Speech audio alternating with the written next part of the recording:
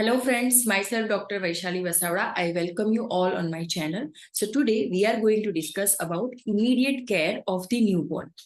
So soon after baby's delivery, it should be placed on a tray covered with clean dry linen with head slightly downward up to 15 degree. It facilitates drainage of mucus accumulated in the tracheobronchial tree by gravity. So हम 15 degree tilt पे क्यों रखते हैं?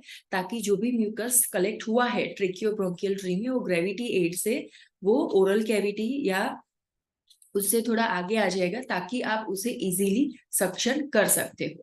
Then the tray is placed between legs of mother and should be at a lower level than uterus to facilitate gravitation. So again यहाँ पे lower level of mother uterus रखा जाता है ताकि ग्रेविटी एड की वजह से जो ब्लड है वो ज्यादा बेबी की बॉडी में इंजेक्ट हो सके और बेबी को उसका बेनिफिट मिल सके. देन एयर पैसेज जो है वो क्लियर करना चाहिए. म्यूकस और जो भी लाइकर बेबी ने इनगल्फ किया होता है वो जेंटल सेक्शन की वजह से या उसके द्वारा उसे क्लीन करना चाहिए. देन अपगार स्कोरिंग जो है वो फर्स्ट मिनट यानी कि डिलीवरी के बाद फर्स्ट तुरंत ही और 5 मिनट के बाद उसे रिकॉर्ड करना चाहिए. अगर उसमें कुछ अल्ट्रेशन है तो उसके अकॉर्डिंग फिर बेबी का मैनेजमेंट किया जाता है. Clamping and ligature of cord में 2 कोटर्स फोर्सेप्स यूज किए जाते हैं या तो 2 plastic disposable cord clamp use किए जाते हैं और वो 5 सेंटीमीटर अवे फ्रॉम अम्बेलिकस यानी कि बेबी जो ये अम्बेलिकस है उसके 5 सेंटीमीटर अवे यहाँ पे वो प्लेस किए जाते हैं और फिर बाद में उसके बीच में कट किया जाता है सीजर्स के थ्रू. और वो सीजर से कट करने से पहले या तो आप अगर आपने कोचर्स फोर्सेप्स अप्लाई किया है तो लाइगेचर थ्रेड भी आप टाई कर सकते हो और या तो ये जो प्लास्टिक आप पिक्चर में देख रहे हो प्लास्टिक क्लैंप वो भी आप अप्लाई कर सकते हो. एंड उनके बीच में 1 सेंटीमीटर का गैप या 2.5 सेंटीमीटर का गैप रख के फिर आप कट कर सकते हो. एंड जब भी आप कट करते हो तो वो स्क्वीज किया जाता है उसके बाद कॉर्ड को कट किया जाता है जिसकी वजह से वेरी इजीली वो कट हो जाता है और थोड़ा बहुत जो उसके बीच में ब्लड होता है वो भी बेबी में ट्रांसफर हो सकता है. देन ये जो प्रोसीजर आप करते हो कॉर्ड क्लैंपिंग और कटिंग की ये पूरे एसेप्टिक प्रिकॉशंस और मेजर लेके किया जाता है क्योंकि अगर इस दौरान भी कोई इंफेक्शन या बैक्टीरिया या प्रॉपरली क्लीन सरफेस क्राइटेरिया अगर मेंटेन हम नहीं करते हैं तो बाद में आगे चल के बेबी को अम्बिलिकस में इंफेक्शन हो सकता है और वो अगेन कॉम्प्लिकेशन क्रिएट कर सकता है. इसलिए कंप्लीट एसेप्टिक प्रिकॉशंस फॉलो किए जाते हैं. और इस दौरान कोई भी एबनॉर्मलिटी है कॉर्ड में तो उसे चेक किया जाता है. एबनॉर्मलिटी जैसे कि अगर ट्रू नॉट है या जो अम्बिलिकल आर्टरी एंड वेन है अगर उसके नंबर में कुछ प्रॉब्लम है जैसे कि नॉर्मली 2 अम्बिलिकल आर्टरी और 1 अम्बिलिकल वेन होनी चाहिए. अगर उसमें से कोई भी अल्ट्रेशन है तो उसे चेक किया जाता है. अगर कोई अल्ट्रेशन है तो उसे हम क्रोमोसोमल एबनॉर्मलिटी इंडिकेट कर सकते हैं. देन जब भी आप कॉर्ड कट करते हो तब उसे कट करने के बाद गॉस पीस से एक बार प्रेस करके ये एंश्योर किया जाता है कि कोई तरीके का ब्लीडिंग बाद में नहीं होना चाहिए उसके कट एंड से.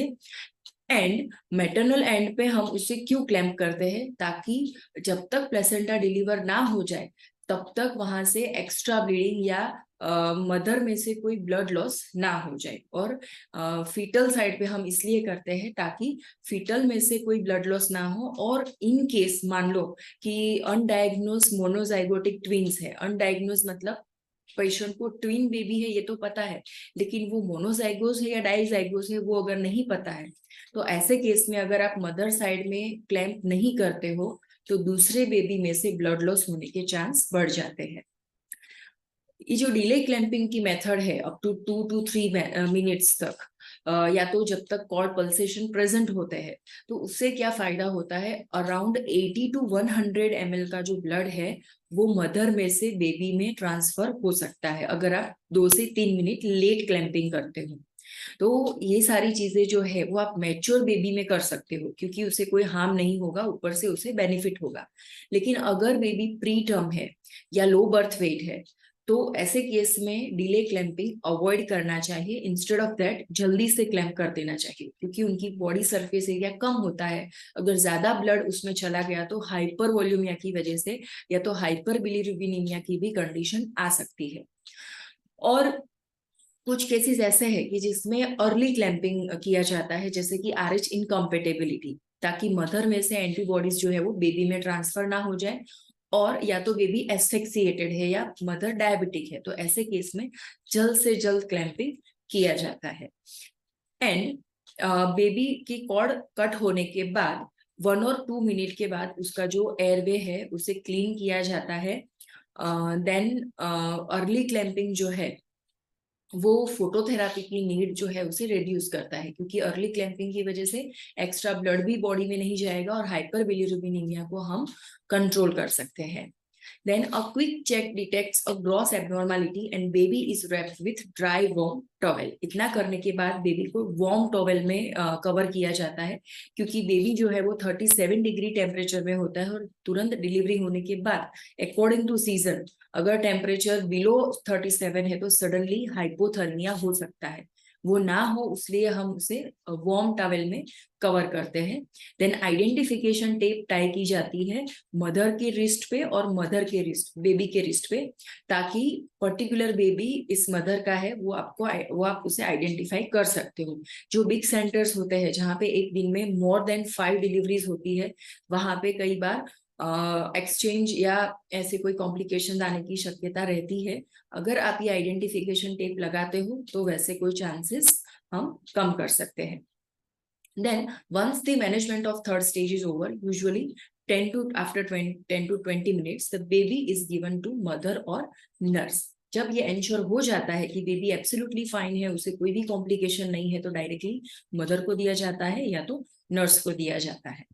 Thank you so much for listening. You can subscribe the channel, you can click the bell icon, and you can share amongst your friends. Thank you so much.